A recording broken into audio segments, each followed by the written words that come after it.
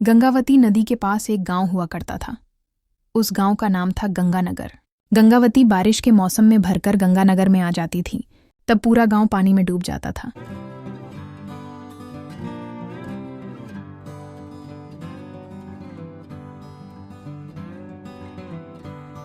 पानी में जाने के बाद लोग वापस बाहर आते थे।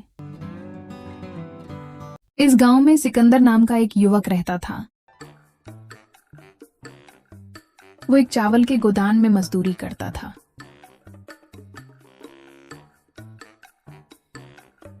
चावल के बोरियों को लॉरी में चढ़ाना उसका काम था।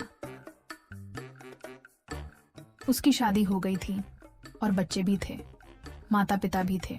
उन सब की देखभाल करने की जिम्मेदारी उसी की थी। इसलिए मिले मजदूरी के पैसे काफी नहीं होने से वो दुखी रहता था। इसलिए वो दूसरा काम भी करता था। वो ये था कि जब गांव में बाढ़ आती तो नाव लेकर पानी में जाकर एक लकड़ी से पानी में वस्तुएं ढूंढना शुरू करता था। उन्हें ऊपर लाता था। उसमें अगर कुछ कचरा होता तो फेंक कर कोई महंगी चीज होती तो ले लेता था। इस तरह उसे पैसे, सोना, ऐसे कुछ अच्छी चीजें मिल जाती थी। वो मेहनत से ढूंढता था,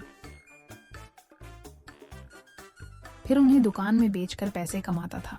एक दिन गोदाम में बोरी उठा रहे सिकंदर को टीवी पर लेडी न्यूज रीडर, आज की मुख्य समाचार, जोरदार बारिश की वजह से गंगावती से बाढ़ आने की संभावना है, इसलिए वहां के गांव वाले सावधान रहें, यूं बोली। वो सुनकर सिकंदर, हाँ, इस बार बाढ़ में पता नहीं क्या मिलेगा। कोई अच्छी चीज मिली और 4 पैसे और मिलेंगे तो अच्छा रहेगा, यूं सोचा। जैसे सोचा वैसी बाढ़ आई और गांव डूब गया। सिकंदर नाव लेकर पानी में जाते हुए लकड़ी से पानी में वस्तुएं ढूंढना शुरू किया। लकड़ी को बाहर निकाल कर देखा तो उसमें एक आईफोन दिखाई दिया।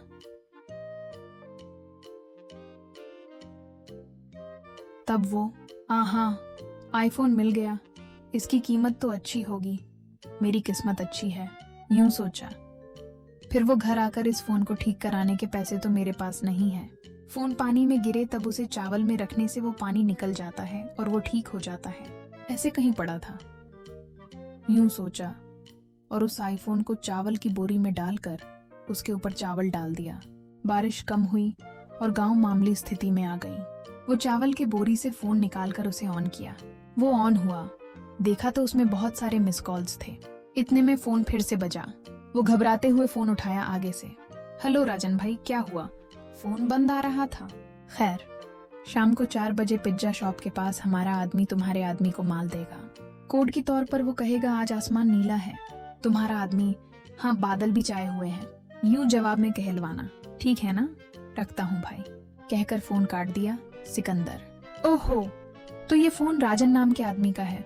वैसे क्या माल होगा, देखते हैं कि क्या है, यूं सोचा।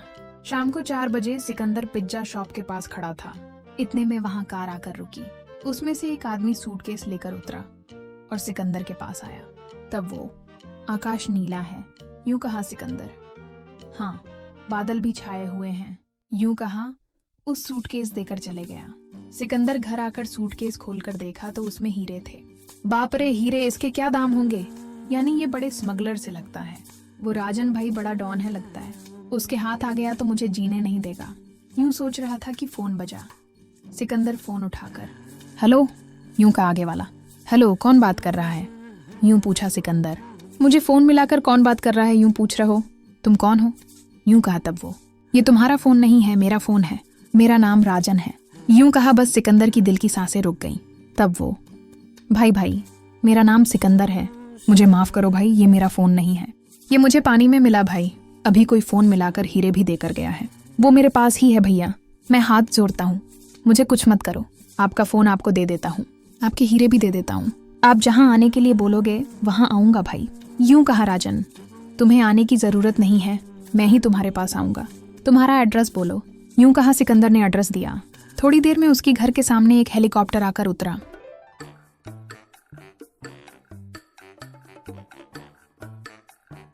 उसमें से राजन और उसके आदमी नीचे उतरे। सिकंदर राजन को फोन, सूटकेस देकर, भाई मुझे कुछ मत करो भाई।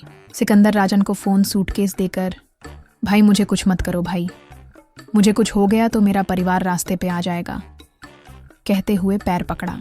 तब राजन, अरे सिकंदर डरो मत, मैं तुम्हें कुछ नहीं करूंगा, मेरे फोन में मेरा माफिया साम्राज्य, मेरा धन सारे डिटेल्स इसमें हैं, इसलिए वो मेरे लिए इतना ज़रूरी था।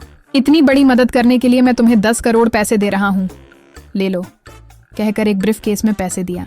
सिकंदर खुशी से नमस्कार किया। उन पैसों से सिकंदर बड़ा घर, कार खरीदकर आराम से जीने लगा।